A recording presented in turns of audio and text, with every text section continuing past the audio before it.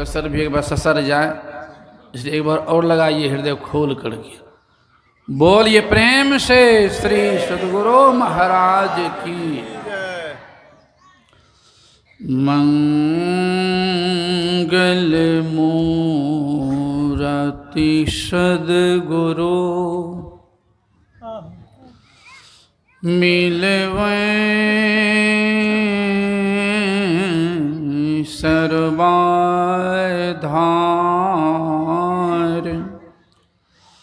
मंगल माये मंगल करुणा बिनवो बारंबार।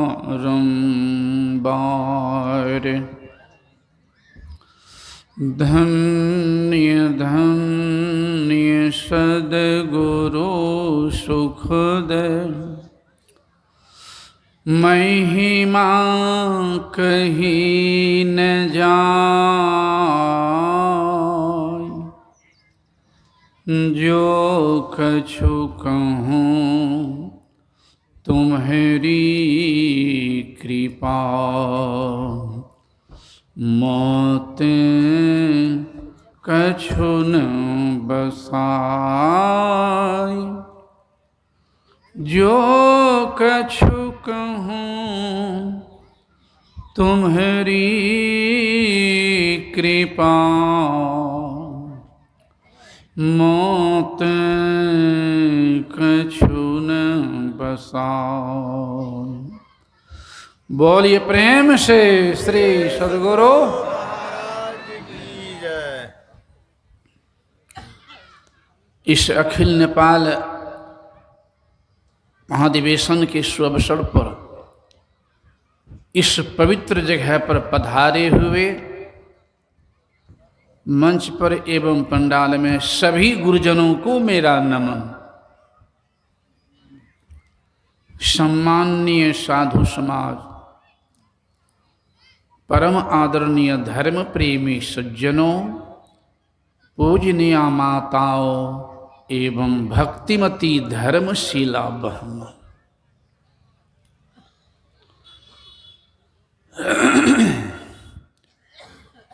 एक गोपीचंद नाम के राजकुमार हुए हैं। उनके पिताजी का शरीर जवानी में भी समाप्त हो चुका था।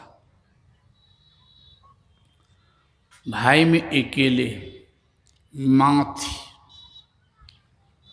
गोपीचंद का शरीर देखने में बड़ा सुंदर था। एक दिन गोपीचंद नीचे बैठ करके धूप सेवन कर रहे थे। ठंडा का ही मौसम था। कपड़ा खोल करके धूप सेवन कर रहे थे।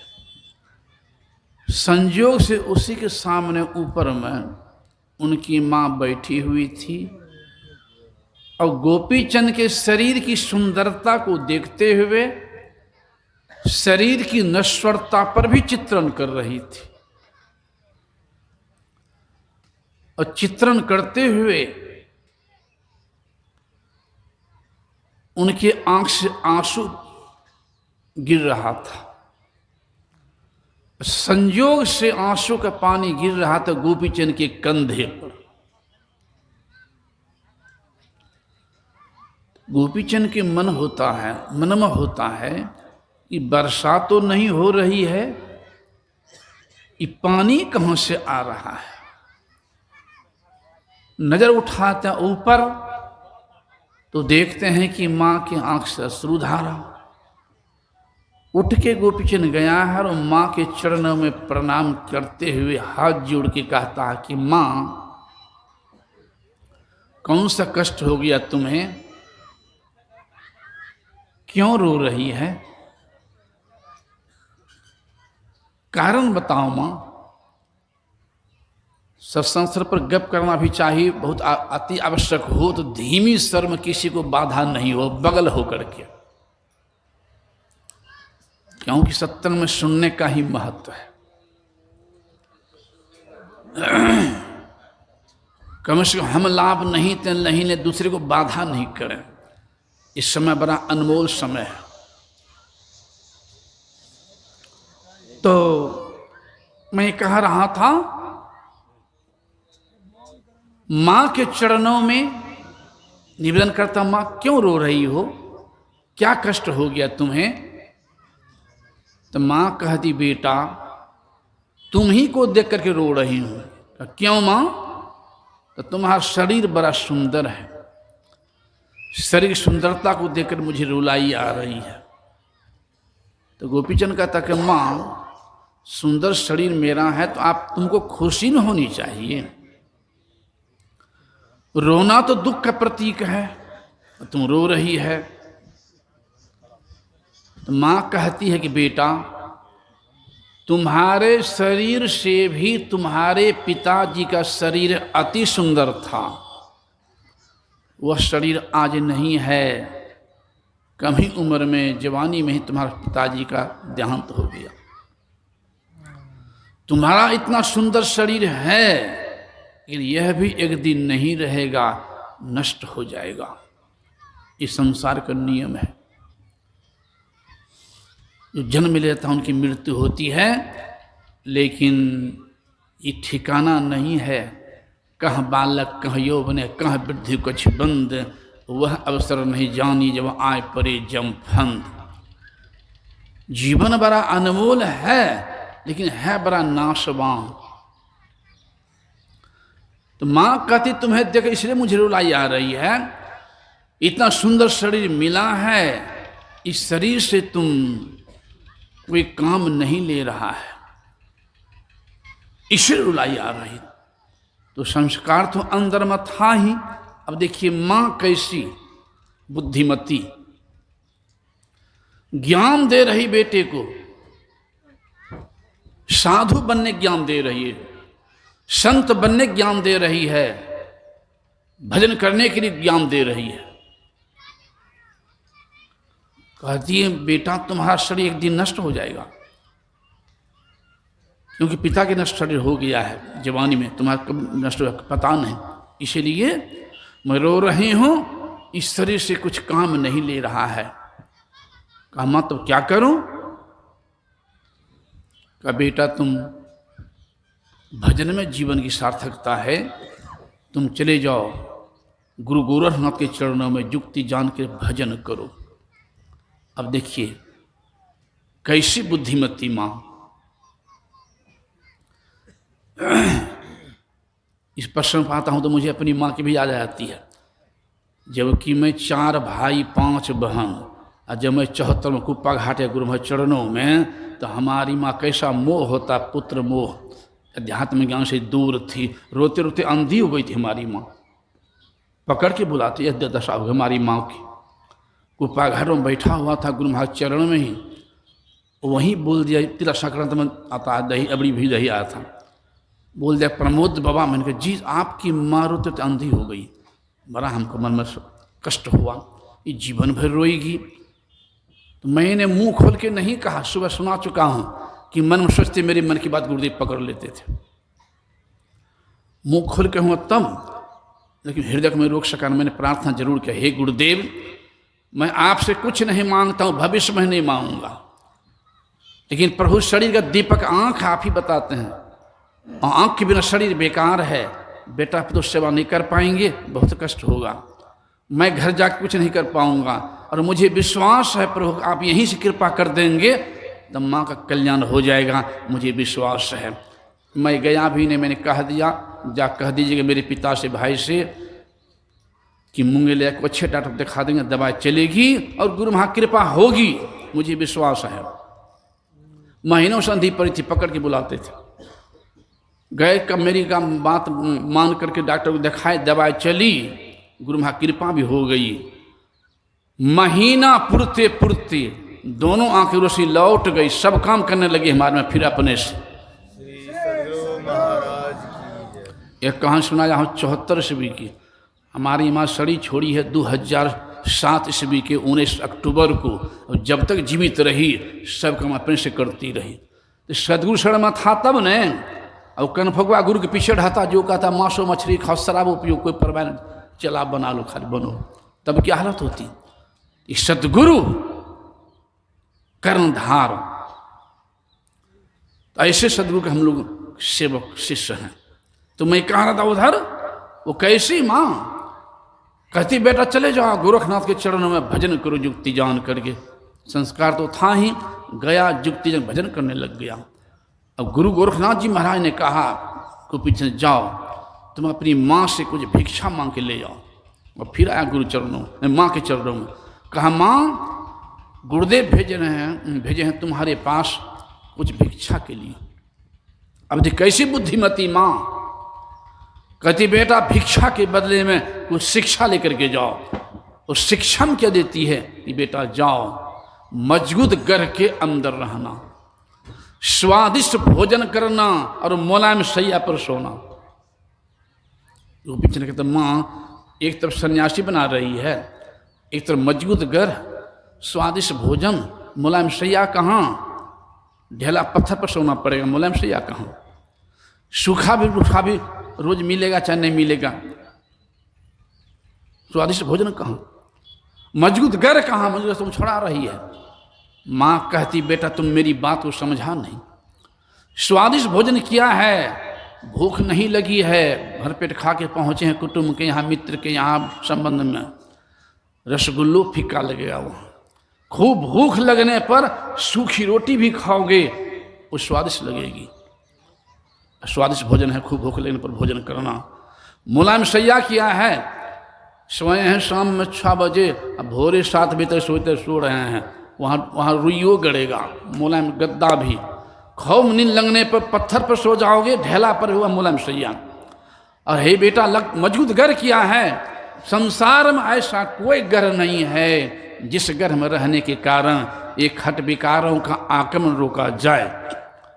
वो एक ही घर है, सत्संग गढ़। इसे गुरुदेव भी कहते सत्संग गढ़ में बांस हो तो भव पास क्या करे। सबसे बड़ा घर है सत्संग गढ़, और सत्संग गढ़ में रहने वाले का ही खट विकार से आक्रमण रोका होता है। वह गढ़ राजा कौन काम का, जिस गढ़ के रहने के चलते मानव दानव से बदतर हो रहा है, वह गढ़ कौन काम का। रावण बहुत बड़ा विद्वान था,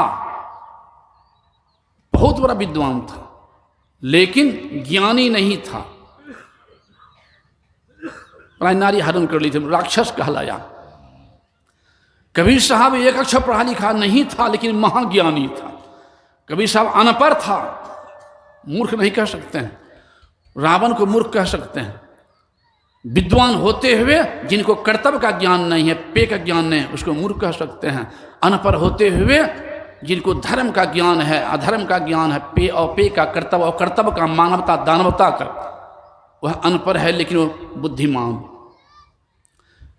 रावण को धनवान था, सोना के महल में रहता था, हम लोग सोना की ईटा भी नहीं, लेकिन शांति नहीं थी। हम लोग को 2-4 बेटा बेटी नहीं, रावण को 1 लाख पुत्रे था, 1.25 लाख नाती है। शांति कहाँ मिली, शांति कहाँ मिली। ईश्वर माँ करी बेटा जाओ मजबूत गढ़ के अंदर, सबसे बड़ा गढ़ है सत्संग गढ़।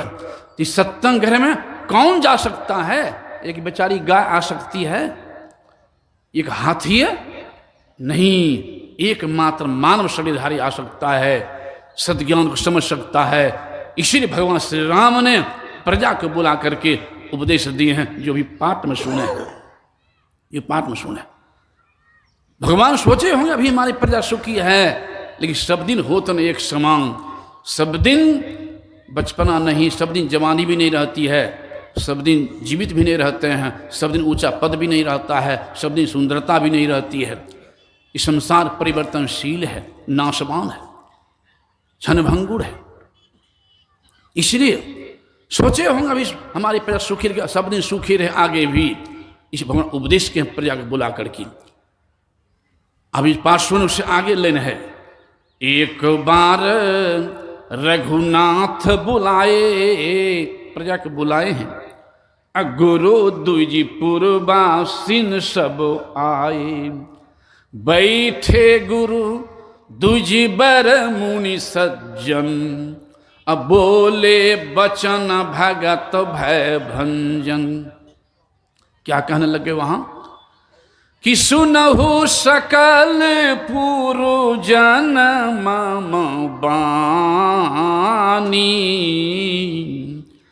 कहून कछु ममता और आनी, नहीं अनीति नहीं कछु प्रभुताई, सुनहु करहूँ जो तुम ही सुहाई। भगवान कह रहे हैं मैं कोई अनीत की बात नहीं कह रहा हूँ, नीत की बात कह रहा हूँ, और कल्याण की बात नहीं कह रहा हूँ, कल्याण की बात कह रहा हूँ। और ऐसी बात भी नहीं कि जो मैं सुना रहा हूँ वही तुमको करना पड़ेगा, सो नहीं। सुनो मन लगा करके, लेकिन करना वही जो अच्छा लगे। तो सुनेंगे तभी नहीं ज्ञान होगा कि सही कह रहे गलत कह रहे हैं, सही दिशा में जा रहे हैं गलत दिशा में जा रहे हैं, सही भोजन कर रहे हैं गलत भोजन कर रहे हैं, सही पान कर रहे हैं गलत पान कर रहे हैं। सुनेंगे तभी न समझेंगे, और समझेंगे तभी न हमें सुधार लाएंगे, और सुधार होगा तब न उद्धारो होगा। इसे भगवान कह रहे हैं कि सुनहु करहूँ जो तुम ही सुहाई। फिर आगे तो उपदेश दिए हैं कि बड़े भाग्य मानुष तनु पावा, असुर दुर्लभ सब ग्रंथ ही गावा। ये बड़े भाग्य से ये मानव शरीर मिला है, 184 भरम के पौपे अटका आए, अब की पासा ना पड़े तो फिर 84 जाए, अगर नहीं चेतेंगे तो फिर 84 में चले जाएंगे। इसलिए भगवान कह रहे हैं कि बड़े भाग से मानव शरीर मिला है। चेतो सुर दुर्लभ कह दिए हैं, सुर माने देवता, देवता को दुर्लभ कह दिए। क्यों, कैसे? देवता है भोग जोनी और मानव शरीर है कर्म जोनी। ये कर्म भूमि है, मानव जो चाहे बन सकते हैं, जो चाहे कर सकते हैं, लेकिन देवता में क्षमता, देवता मात्र भोग शरीर है।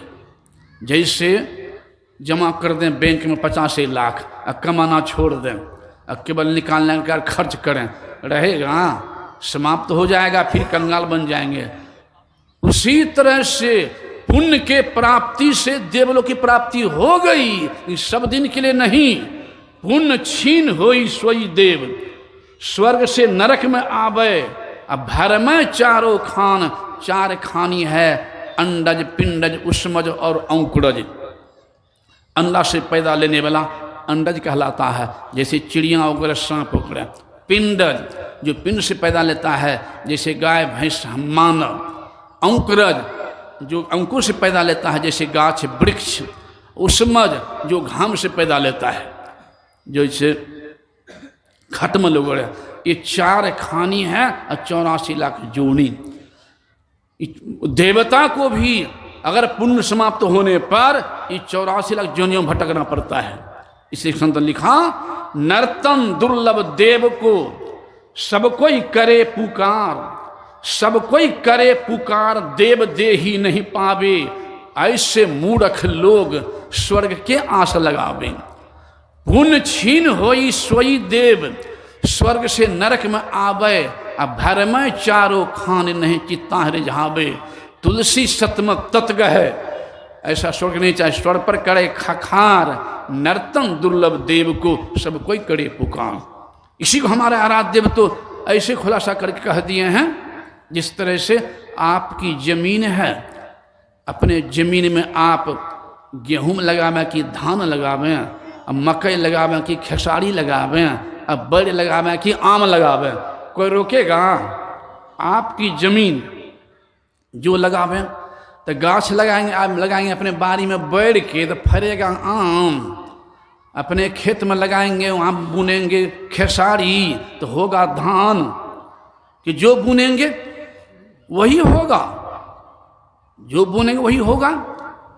इसलिए ये अनमोल शरीर पाकर हम क्या बोएं, क्या करें और क्या नहीं करें, कौन क्या खाने से हमारा पुण्य हो रहा है, कौन चीज खाने से पाप हो रहा है, कैसा चीज हम नहीं खाने जीव हत्या हो रही है, सारी बातों ज्ञान होता है सत्संग में। इसलिए बिन सत्संग विवेक न होई। हमारे आराध्य इसलिए 3 लाइन कह दिए हैं, मुझे बराबर याद आती है, 3 लाइन में याद आ जाएगी आप लोगों को भी। एक लाइन में कहें सतम स्वसागर में है, एक लाइन में है कि एक चिड़िया भी अपने बच्चे के लिए घोंसला बनाती है, अर्थात खोता। सब जानते बनाती है ना चिड़िया, घोंसला खोता। दूसरा शब्द है एक चिड़िया भी अपने बच्चे के लिए दाना चुन के लाती खिलाने के लिए। और तीसरा शब्द है कि एक चिड़िया भी अपने बच्चे को प्यार करती है।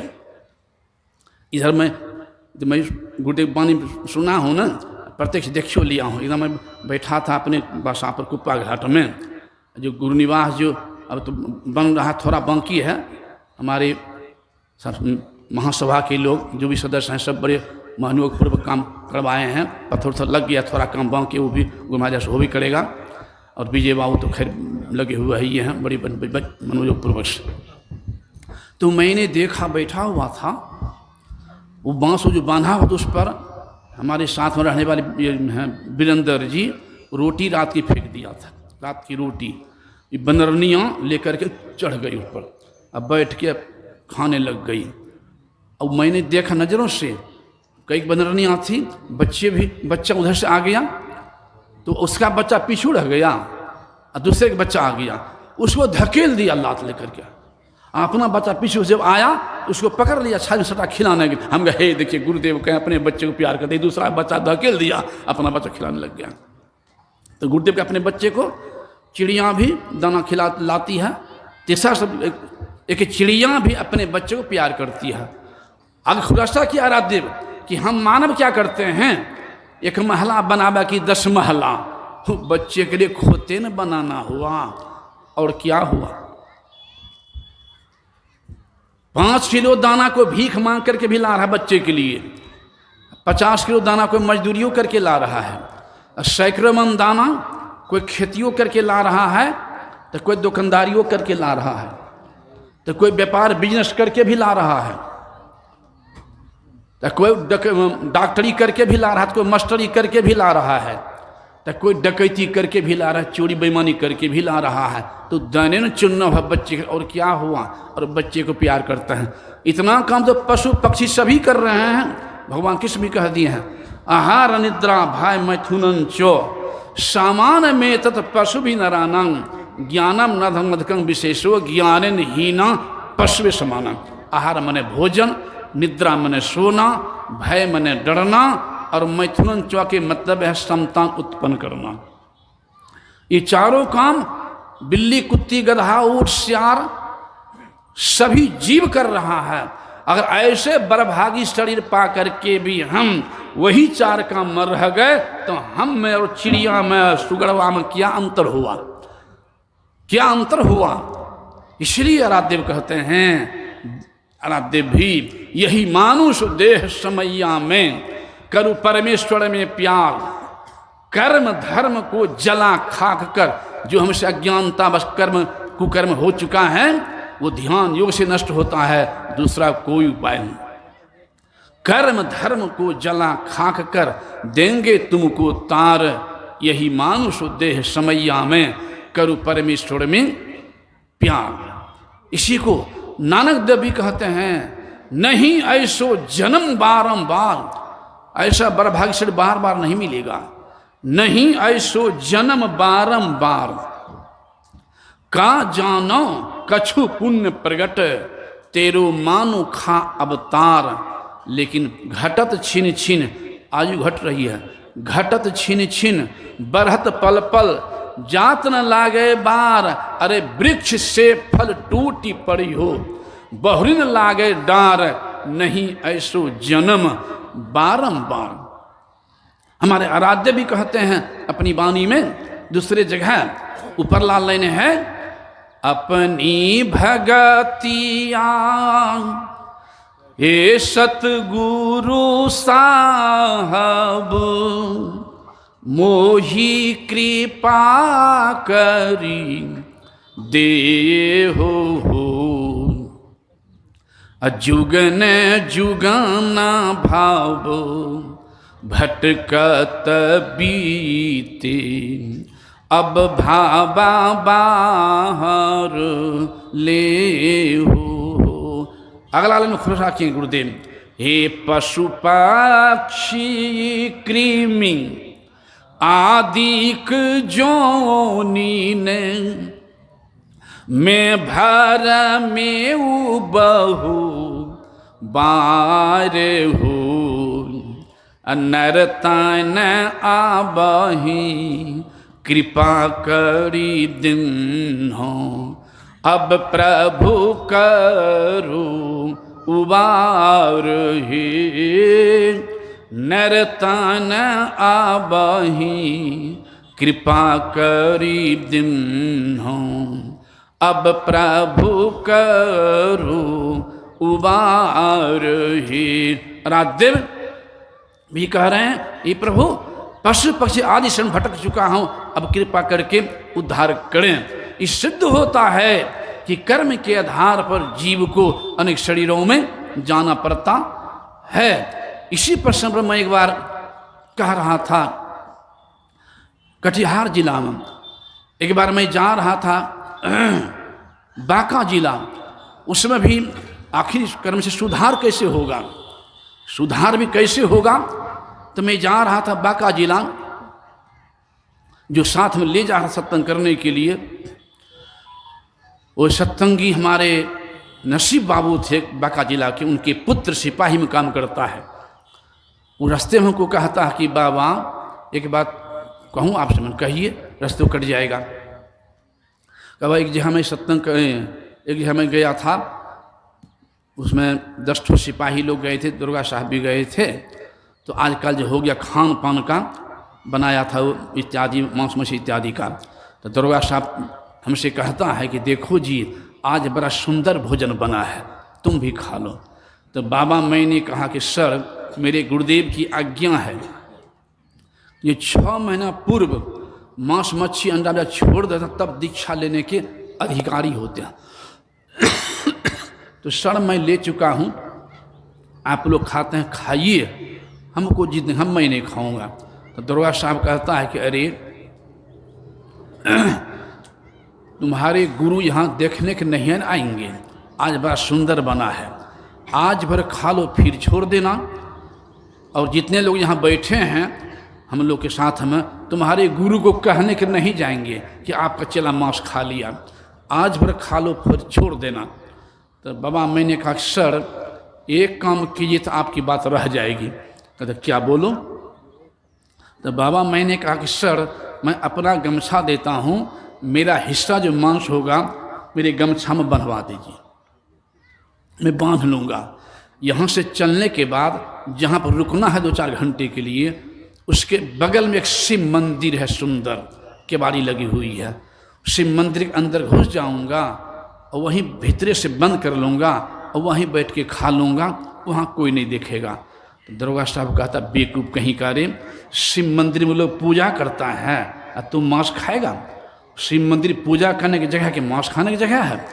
तो बाबा हमको से उतर गया, बोलने का मौका मिल गया। अगर यहाँ पर नहीं डांटता तो हमको मौका नहीं मिलता, जो डांट दिया बेवकूफ़ कहीं का, पूजा करने के मांस खाने का। तो मैंने कहा सर आप ही कह रहे हैं कि शिव मंदिर पूजा करने तुम मांस खाएगा। सर वह शिव मंदिर एक मानव का बनाया हुआ है, ईटा पत्थर छड़ सीमेंट का बनाने वाले मानव, जिसमें कह रहे पूजा करने तुम मांस खाएगा।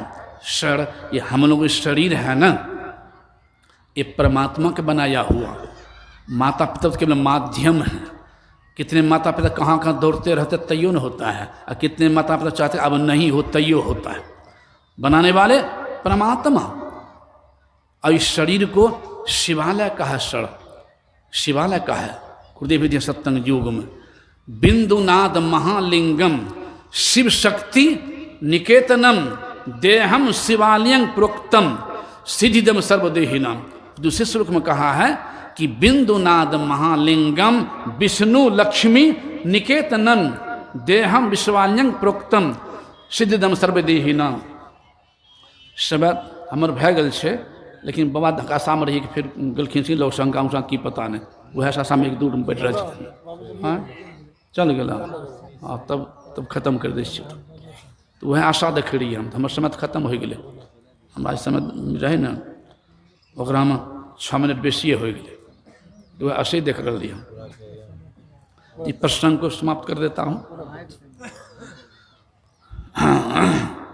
तो मैं कह रहा था कि वो कह रहा है नसीब बाबा के पुत्र कि बाबा मैंने कहा कि सर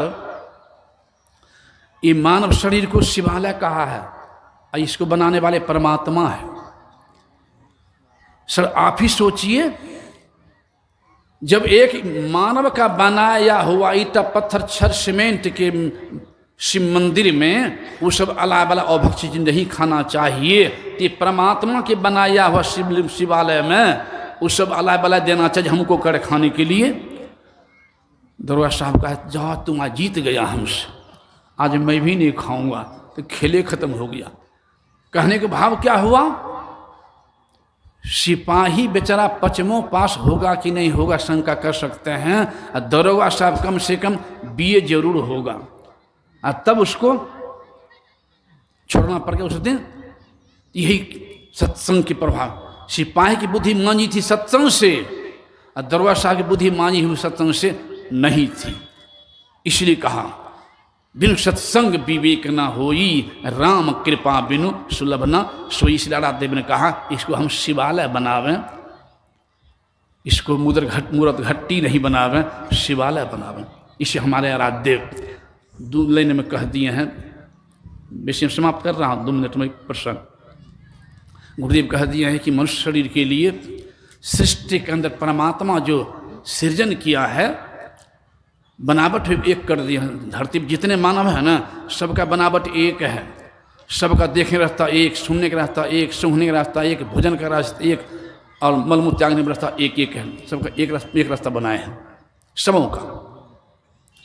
और सृष्टि के अंदर जो बनावट किए हैं परमात्मा ने, शाकाहारी और मांसाहारी दोनों बनावट में भिन्नता कर दी है।